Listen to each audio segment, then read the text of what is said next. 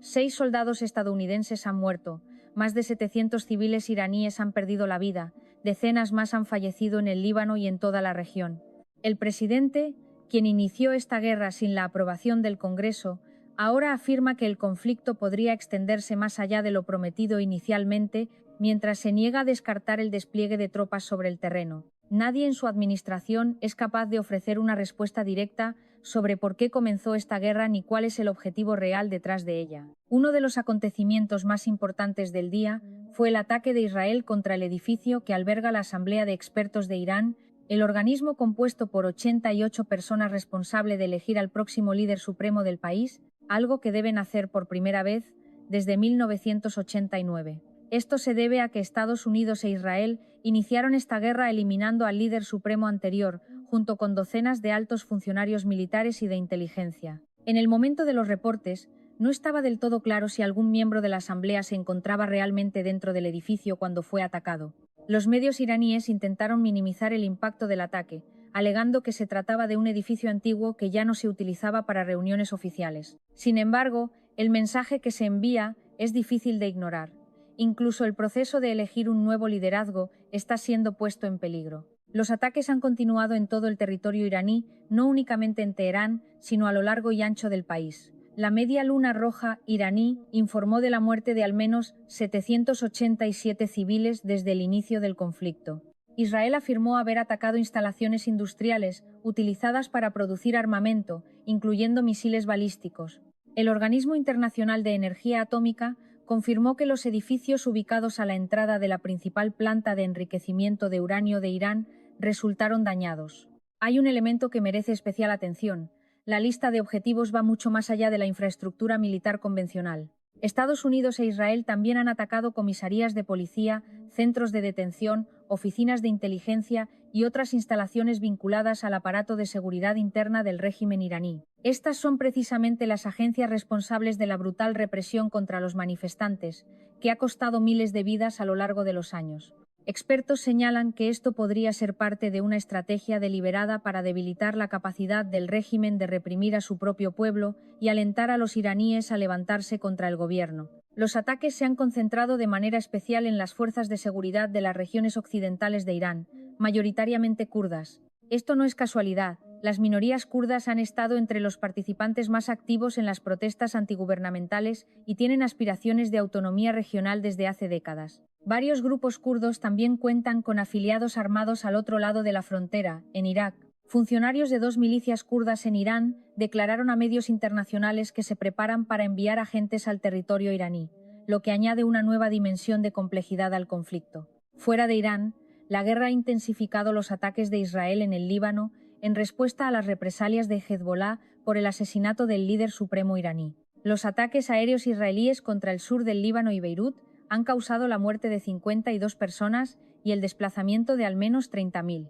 El primer ministro israelí y su ministro de Defensa aprobaron una incursión terrestre en el sur del Líbano, y el ejército emitió nuevas órdenes de evacuación para docenas de localidades. Todo esto ocurre aproximadamente un año y medio después de que ambas partes firmaran un alto el fuego que puso fin a meses de combates que dejaron miles de muertos.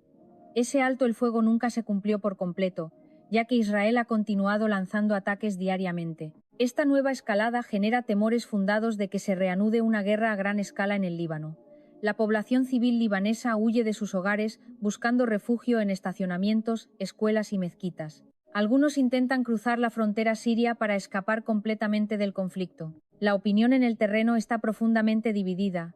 Algunos libaneses están furiosos con Hezbolá por involucrarlos en otro conflicto, mientras que otros consideran que la respuesta del grupo armado estuvo justificada, señalando las reiteradas violaciones del alto el fuego por parte de Israel y la continua ocupación de aldeas en el sur del país. No se puede abordar este panorama sin mencionar Cisjordania. Tras el ataque de Hamás a Israel el 7 de octubre de 2023, la atención internacional se concentró en Gaza. Cisjordania experimentó un aumento sostenido de desplazamientos, expansión de asentamientos ilegales y violencia contra los palestinos. Desde el inicio de los ataques contra Irán, las tensiones derivadas de la actividad de los colonos israelíes se han intensificado nuevamente. Colonos israelíes dispararon y mataron a 2 hermanos palestinos, un hecho que se ha convertido prácticamente en una nota al margen. parte de un patrón que se repite sin que reciba la atención que merece. Irán respondió con cientos de misiles y drones contra países de toda la región. Funcionarios de Qatar informaron que su fuerza aérea derribó 2 bombarderos iraníes, constituyendo el primer caso reportado de un intento iraní de atacar a un vecino del Golfo Pérsico con aviones de guerra, una nueva y significativa escalada. La gran mayoría de los ataques iraníes han sido interceptados, pero no todos sin consecuencias. La caída de escombros ha causado víctimas mortales, y los ataques que logran impactar generan daños reales. Se ha reportado destrucción en al menos 9 países de la región. 2 drones impactaron la embajada estadounidense en Arabia Saudita, y Estados Unidos cerró esa sede diplomática, así como las embajadas en Kuwait y el Líbano. Un dron habría impactado el consulado estadounidense en Dubái, con imágenes difundidas en línea que muestran el complejo en llamas. El Departamento de Estado instó a los ciudadanos estadounidenses en 14 países de Oriente Medio a abandonar la región si pueden, citando graves riesgos de seguridad, y declaró que está asegurando activamente aeronaves militares y vuelos privados para quienes desean partir. El efecto dominó se extiende por todas partes.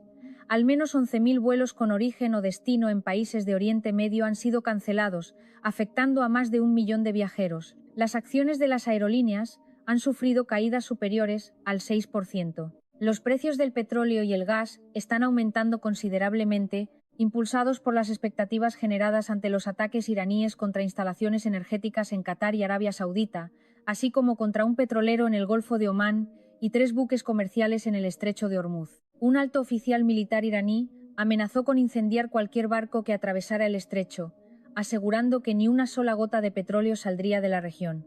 Aproximadamente el 15% del petróleo y el 20% del gas natural licuado del mundo pasan por esa vía marítima, lo que convierte esta amenaza en algo de enorme trascendencia global. Los precios de la gasolina subieron 11 centavos de dólar durante la noche. Las acciones y los bonos también han caído significativamente durante la semana. Un ex economista jefe del Fondo Monetario Internacional y actual profesor universitario comparó el momento actual con las consecuencias económicas del asesinato del archiduque Francisco Fernando, advirtiendo que nadie sabe con certeza qué vendrá después y recordando que cuando comenzó la Primera Guerra Mundial todos creyeron que terminaría en un mes. La Casa Blanca organizó un evento en honor a los veteranos de Vietnam y Afganistán, y el presidente aprovechó parte del acto para reconocer las vidas estadounidenses perdidas en Irán, lamentando la pérdida de los militares fallecidos en combate. Sin embargo, el tiempo dedicado a esos soldados caídos fue prácticamente equivalente al que el presidente destinó a hablar de las nuevas cortinas elegidas para un salón de baile de la Casa Blanca. Desde entonces, se confirmó la muerte de 2 soldados más en un ataque iraní contra una instalación militar en Kuwait, elevando el total a 6 víctimas militares. El presidente reiteró que Irán contaría con misiles capaces de alcanzar territorio estadounidense, aunque las agencias de inteligencia propias consideran que esa capacidad estaba a una década de distancia. También mencionó su decisión de retirarse del acuerdo nuclear de la era anterior, calificándolo de documento horrible y peligroso. Cabe recordar que Irán cumplió en gran medida ese acuerdo hasta que Estados Unidos se retiró unilateralmente y que incluso sin restricciones posteriores, el país no construyó un arma nuclear. Sobre el cronograma del conflicto, el presidente señaló que la proyección inicial era de 4 a 5 semanas, pero que el país tiene capacidad de ir mucho más allá, añadiendo que cueste lo que cueste y dure lo que dure, eso es aceptable. También declaró que no descartaba el despliegue de tropas sobre el terreno, postura respaldada por el secretario de Estado y el secretario de Defensa.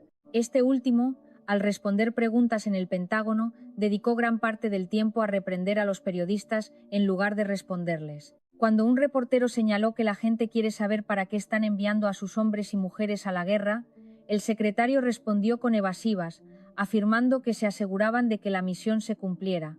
La ironía es que esta misma administración aún no ha dado una respuesta coherente sobre cuáles son sus propios objetivos ni cuándo terminará el conflicto. La situación alcanzó otro nivel de confusión con las declaraciones del secretario de Estado. El funcionario afirmó que lo visto hasta ahora es solo el comienzo y que los golpes más duros aún están por venir. Pero en esa misma sesión, Ofrad Nacional negó en un primer momento que se hubieran recortado horas de entrenamiento, pero luego se contradijo al afirmar que el programa había sido simplificado sin sacrificar el contenido esencial. Registros obtenidos por medios periodísticos corroboran la historia del testigo. Los documentos muestran que se eliminaron más del 40% de las horas del programa básico. La mayoría de los recortes ocurrieron precisamente cuando se ordenó a las fuerzas del orden cooperar con las autoridades migratorias. Se eliminaron 3/4 de las horas dedicadas a evaluar habilidades prácticas de los reclutas, incluyendo el manejo de armas. Se recortaron todos los exámenes de conducción. La agencia afirmó que la reducción se debió a la eliminación del requisito de español, pero ese idioma ni siquiera era una de las clases obligatorias del programa básico. Todo esto sirve como contexto para entender la comparecencia de la secretaria del Departamento de Seguridad Nacional ante el Congreso, la primera desde 2 asesinatos relacionados con agentes de inmigración. La audiencia también se produjo mientras el departamento opera con un recorte de fondos desde mediados de febrero, con ambos partidos enfrentados sobre cómo reformar las operaciones migratorias. Las misiones críticas de seguridad nacional, como la seguridad fronteriza, el control migratorio, la seguridad aérea, la respuesta a desastres, la ciberseguridad y la protección de infraestructuras críticas, se encuentran bajo presión creciente. Durante la audiencia, la secretaria dedicó la mayor parte del tiempo a evadir preguntas concretas y a culpar a la administración anterior. Sobre los recortes al entrenamiento, restó importancia al testimonio previo. Ante la pregunta de si los agentes de inmigración podrían ser desplegados en centros de votación en las próximas elecciones de noviembre, no lo descartó categóricamente. Para el registro, la evidencia de que inmigrantes indocumentados votan en las elecciones estadounidenses sigue siendo prácticamente inexistente. El resultado es que habrá cada vez más agentes con entrenamiento insuficiente operando en comunidades de todo el país. La persona que dirige ese departamento evadió bajo juramento el tema de la capacitación, se negó a descartar agentes en los centros de votación y dedicó la mayor parte del tiempo a señalar a la administración anterior. En otro frente, se conocieron las grabaciones de las declaraciones de 2 exfuncionarios de alto rango relacionadas con el caso del financista Jeffrey Epstein. Los republicanos afirmaron que una de las declaraciones exoneró al presidente actual, mientras que los demócratas dijeron que planteó nuevas interrogantes. Al analizar el contenido real, ambas partes parecen estar exagerando. Las declaraciones se realizaron a puerta cerrada, lo que dio tiempo a todos los representantes presentes para salir y construir su propia versión de los hechos antes de que nadie pudiera ver las imágenes. El expresidente declaró que nunca le dijo nada al mandatario actual que le hiciera pensar que estaba involucrado en algo indebido. Describió una conversación en un campo de golf donde el actual mandatario dijo que ambos habían tenido buenos momentos juntos, pero que se habían distanciado por un asunto inmobiliario, expresando su arrepentimiento. Ese relato contradice las propias afirmaciones previas del mandatario, quien había dicho que cortó vínculos con Epstein porque era un canalla. La exsecretaria de Estado fue más directa, afirmando que el actual mandatario debería responder ante la justicia, citando que fue declarado civilmente responsable de agresión sexual por un jurado de sus pares. La interacción entre la exfuncionaria y una representante republicana acaparó los titulares. La situación se intensificó cuando la representante mencionó al secretario de Comercio en relación con los atentados del 11 de septiembre de 2001, fecha en la que la empresa de ese funcionario sufrió la mayor pérdida de vidas, con aproximadamente 650 empleados asesinados. La exfuncionaria respondió con firmeza, declarando haber representado como senadora a las víctimas de esa tragedia y haber trabajado para cuidar de quienes perdieron a sus seres queridos ese día. Rechazó las acusaciones sobre correos electrónicos relacionados con Epstein y cuestionó por qué estaba siendo convocada mientras hay personas con vínculos mucho más documentados con el caso. La audiencia también fue interrumpida cuando una representante republicana compartió fotos de la sesión a puerta cerrada con un periodista que las publicó en línea, generando un incidente que finalmente no detuvo la declaración. En lo que respecta al expresidente, su relación con Epstein fue descrita como cordial pero limitada. Se conocieron a través de un exsecretario del Tesoro. Afirmó nunca haber visto menores de edad en los vuelos ni haber presenciado ningún delito. Los comentarios sobre el mandatario actual no lo exoneran ni lo implican directamente, pero contradicen su propia versión sobre el motivo del distanciamiento con Epstein. Lo que queda claro al observar el conjunto de todos estos sucesos es que estamos ante un momento de extraordinaria gravedad e incertidumbre. Una guerra que comenzó sin aprobación del Congreso, con justificaciones que cambian día a día, con vidas de soldados en juego, con un conflicto que amenaza con expandirse a toda la región, con consecuencias económicas globales que apenas comienzan a sentirse, y con una fractura profunda tanto en el liderazgo político como en el propio movimiento que respaldó al presidente. Ningún líder extranjero debería determinar cuándo los ciudadanos de un país van a la guerra. Si este conflicto era necesario, El caso debió presentarse primero al Congreso y al pueblo. Así es como se supone que funciona una democracia. Y el hecho de no haberlo hecho, combinado con el cambio constante de justificaciones a lo largo de estos días, sugiere fuertemente que quienes tomaron la decisión sabían que su argumentación no resistiría ese escrutinio. Ofreció una nueva justificación para la guerra que contradice directamente lo dicho antes por la administración. Sostuvo que los ataques fueron una respuesta a una amenaza inminente, pero luego los describió como preventivos, argumentando que eran necesarios porque Israel iba a atacar primero a Irán, lo que habría precipitado ataques contra las fuerzas estadounidenses. En ese mismo instante, adoptó una lógica completamente diferente, centrando el propósito de la guerra en destruir la capacidad de misiles iraní como escudo protector, tras el cual el régimen podría esconder sus ambiciones nucleares. Hay varios problemas con estas justificaciones. Las principales autoridades en materia nuclear y la propia inteligencia estadounidense no tienen pruebas creíbles de que Irán tenga un programa activo de armas nucleares. Después de más de 3 días de conflicto, los ataques han dejado prácticamente intactas las principales instalaciones nucleares de Irán, lo que parece indicar que esos sitios no se consideran actualmente una amenaza prioritaria.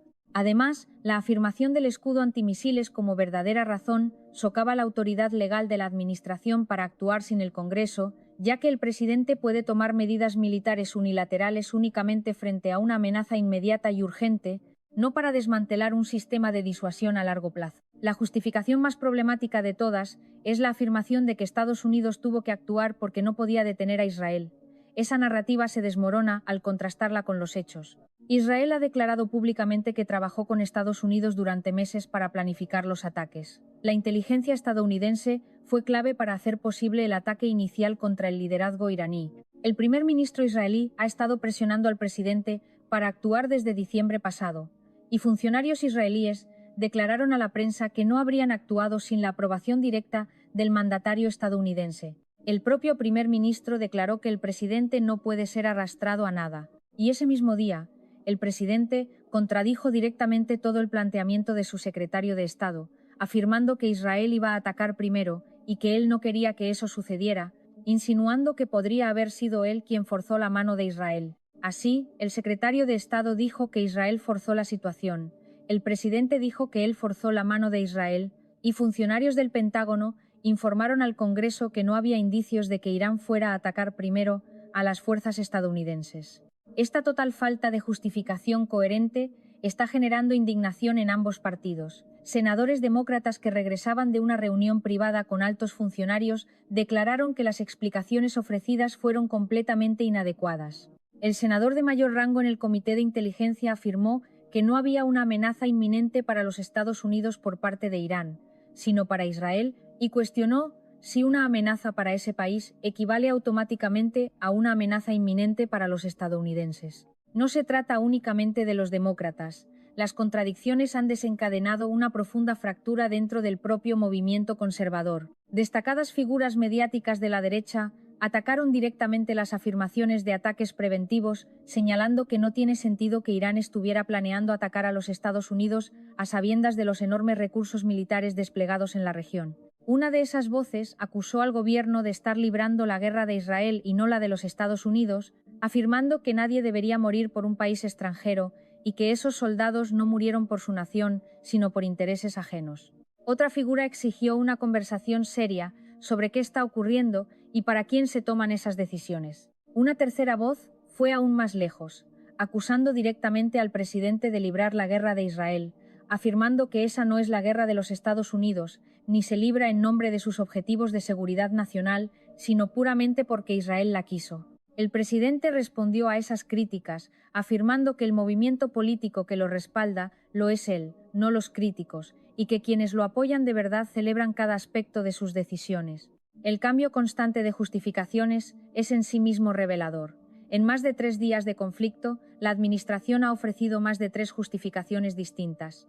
Si el primer ministro israelí es quien dicta los pasos a seguir y los Estados Unidos simplemente afirman que no podían detenerlo, eso no es defensa nacional, es ser arrastrado a la guerra de otro y llamarlo una elección propia. El argumento de la amenaza inminente pierde toda credibilidad cuando el primer ministro israelí aparece en vídeo diciendo que esta coalición de fuerzas le permite hacer lo que ha anhelado durante 40 años, agradeciendo al presidente y al ejército estadounidenses por haberlo hecho realidad. No suena a respuesta ante una amenaza urgente, sino a la celebración del cumplimiento de una ambición personal de toda la vida. Varios legisladores han planteado públicamente qué ocurrió con el principio de poner a los propios ciudadanos en primer lugar. Un senador y veterano de guerra preguntó en términos muy directos qué ha pasado con ese principio que fue estandarte de campaña. Los Estados Unidos ya proporcionan más de 3.800 millones de dólares anuales en ayuda militar a Israel y más de 21.000 millones desde el año 2023. Además, proporcionan inteligencia y cobertura diplomática en la Organización de las Naciones Unidas.